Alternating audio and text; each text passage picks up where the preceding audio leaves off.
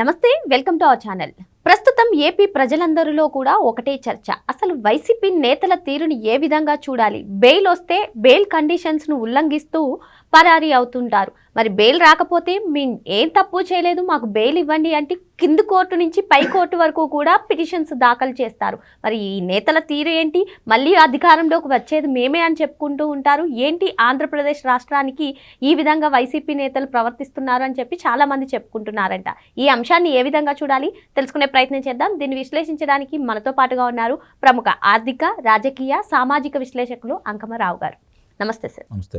ఈరోజు మనం మార్నింగ్ చూసాం సార్, వల్లభనేని వంశీ గారు బెయిల్ కండిషన్స్ అన్నింటినీ కూడా వైలేట్ చేస్తూ ఆయన పరారీ అయిపోయారు. Phone switch off.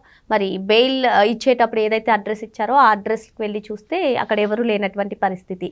మరి అదేవిధంగా చెవిరెడ్డి గారు కూడా నాకు బెయిల్ ఇవ్వండి అంటూ ఆయన కింది కోర్టు నుంచి పై కోర్టు వరకు కూడా వెళ్ళినటువంటి దాఖలాలు. ఆయనకు బెయిల్ రాకూడదు, అసలు ఈ లిక్కర్ స్కామ్లో ఆయన ప్రధాన నిందితుడు అంటూ సిఐడి తరఫున న్యాయవాదులందరూ కూడా వాదనలు వినిపించడం, ఇవన్నీ ఒక్కటైతే ఇప్పుడు రాష్ట్ర ప్రజలందరూ కూడా ఈ వైసీపీ నేతల తీరుని ఏ విధంగా చూడాలి? బెయిల్ వచ్చిన వాళ్ళందరూ కూడా పారిపోవడం, బెయిల్ రాని వాళ్ళు మాకు బెయిల్ కావాలనడం, మేమే అధికారంలోకి వచ్చేదని చెప్పడం, ఏంటి ఈ దుస్థితి ఏపీకి అనేటువంటి పరిణామం అని చెప్పి వాళ్ళు చర్చించుకుంటున్నారండి సార్. దీన్ని ఏ విధంగా చూడాలంటారు?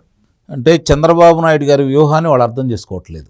ఇప్పుడు మీరు చెప్పినట్టు కింద స్థాయి కోర్టు నుంచి, జిల్లా స్థాయి నుంచి సుప్రీంకోర్టు దాకా బెంచీల దాకా, అంటే సింగిల్ మెన్ 2, 3, 5 అట్లా ఉంటారు కదా న్యాయమూర్తులు, వాళ్ళ దాకా వెళ్ళేసి వీళ్ళు పోలీసులు ఏదైతే ఆంధ్ర రాష్ట్ర పోలీసులు వాళ్ళ మీద పెట్టిన అభియోగాలని ఆధారాలతో సహా న్యాయస్థానం ముందు పెడుతున్నారో అవన్నీ చూసిన తర్వాత, ఏమయ్యా ఎన్నాళ్ళు మీరు ఇట్లా తిరుగుతారు, మీ మీద ఇన్ని అభియోగాలు ఉన్నాయి, ముందు మీరు వెళ్ళి సరెండర్ కాండి అని చెప్పని సుప్రీంకోర్టు ద్వారా సరెండర్ కామని చెప్పిన దాకా వీళ్ళు తిరుగుతూనే ఉన్నారు.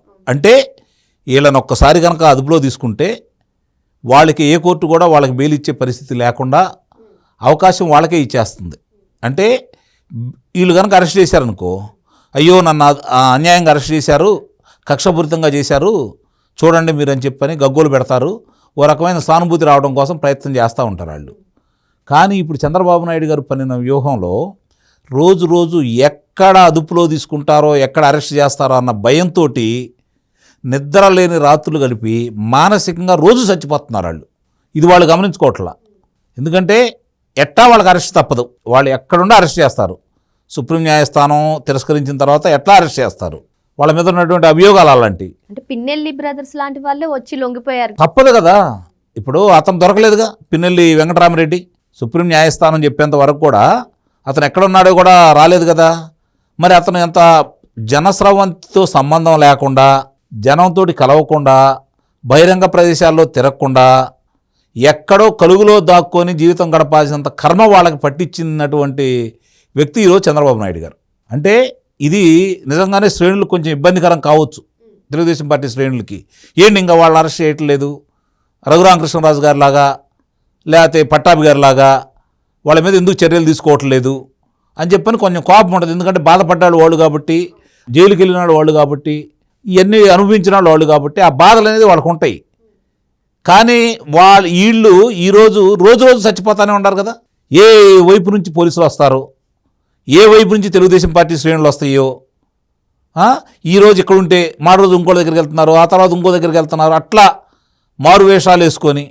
నిజంగా పోలీసులు పట్టుకోవాలి అంటే వాళ్ళ సెల్ ఫోన్లు పట్టుకుంటున్నారు, దొరుకుతున్నాయి, వాళ్ళ కారులు దొరుకుతున్నాయి, వాళ్ళు ఉన్న ప్రదేశాలకు వాళ్ళు పారిపోయిన తర్వాత వెళ్తున్నారు అంటే తెలియకుండా ఉంటాయా? నిస్సందేహంగా వాళ్ళకు కూడా తెలుసు. కాబట్టి వాళ్ళు అనుకుంటున్నారు మా జోలికి రావట్లేదు, మా గురించి తెలియదు అని చెప్పని. తెలుసు. అరెస్ట్ చేసి న్యాయస్థానం బెయిల్ ఇవ్వండి అనిపించుకోకుండా అరెస్ట్ చేసిన తర్వాత కస్టడీకి పంపించేసి కస్టడీని పొడిగిస్తూ 100 రోజులు 200 రోజులు వాళ్ళు జైల్లో ఉంటే వాళ్ళ మానసిక స్థితి ఎలా ఉంటుందో, వాళ్ళని అభిమానించే వాళ్ళ పరిస్థితి ఎలా ఉంటుందో, మా దాకా వస్తే మా పరిస్థితి కూడా ఇదే కదా అని చెప్పిన వాళ్ళు గుండెలు జారిపోయి ఏ విధంగా ప్రవర్తిస్తున్నారో చూస్తున్నారు. కాబట్టి ఆ విధంగా చేయటం కోసం మాత్రమే చంద్రబాబు నాయుడు గారు ఈ విధమైన చర్యలు తీసుకోవటం లేదు.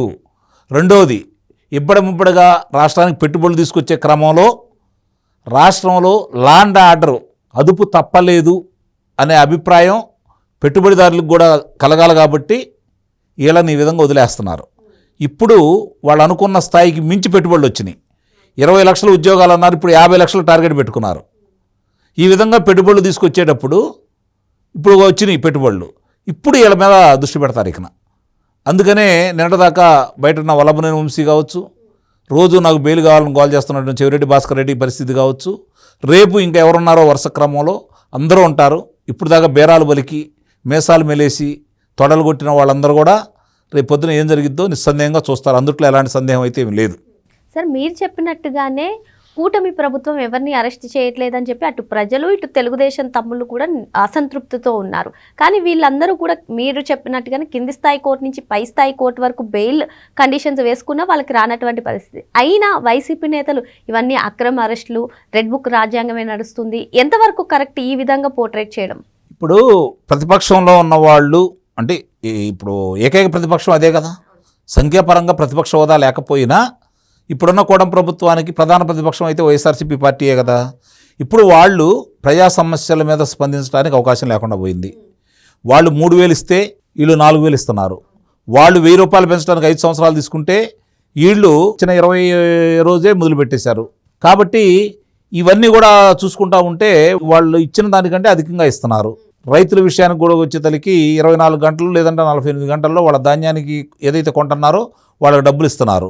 అన్నీ ముందుకు తీసుకెళ్తానే ఉన్నారు. వీళ్ళు ఆర్థిక పరిస్థితి ఇబ్బందిగా ఉన్నా కూడా ముందుకెళ్తున్నారు. దేని గురించి మాట్లాడతారు వాళ్ళు? ఇంకా సంక్షేమ పథకాల సూపర్ 6లో 5 అమలు చేశారు, ముందుకెళ్తానే ఉన్నారు. ఆలస్యం అవుతున్నా కూడా ఇప్పుడు వాళ్ళు దేని గురించి మాట్లాడతారు? ఏమి మాట్లాడే అవకాశం లేదు. ఏదన్నా మాట్లాడితే మీరేం చేశారని వీళ్ళు అడుగుతారు ప్రజలు కూడా. అందుకనే వాళ్ళు దేనికి పిలిపించినా కూడా స్పందన లేకుండా పోతూ ఉంది. కాబట్టి ఈ విధంగా వాళ్ళు మాట్లాడితే కక్ష సాధింపు చర్యలు చేస్తున్నారు అని చెప్పానంటే, రెండోది వాళ్ళ నాయకుడు నిన్నటిదాకా వాళ్ళ నాయకుడు మిమ్మల్ని అది చేస్తాను ఇది చేస్తానని బెదిరించారు కదా.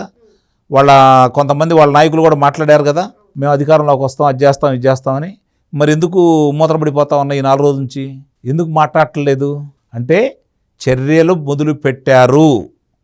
నోరు జారితే మన మీద లాడీ జారిద్ది, కాబట్టి మనం ఒళ్ళు దగ్గర పెట్టుకోవాలా. ఇప్పుడు దాకా మనం ఏదో అనుకున్నాం, ఇప్పుడు వాళ్ళ కార్యక్రమం మొదలుపెట్టారు, తాట తీస్తారు అనే అభిప్రాయానికి వచ్చారు. కాబట్టే ఈ విధంగా తప్ప రెండో విధంగా మాట్లాడట్లేదు అనే విషయాన్ని గుర్తుంచుకోండి. మరో అంశంతో మళ్ళీ కలుద్దాం. Thank you sir. Thank you.